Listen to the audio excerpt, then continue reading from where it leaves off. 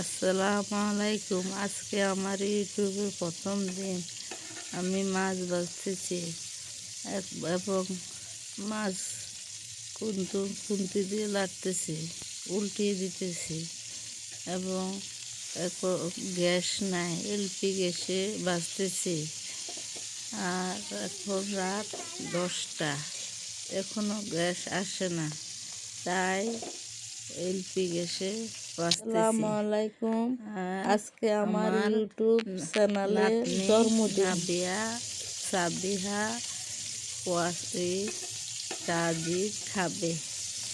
এখন আমরা সবাই মজা করে মাছ ভাজা খাবো।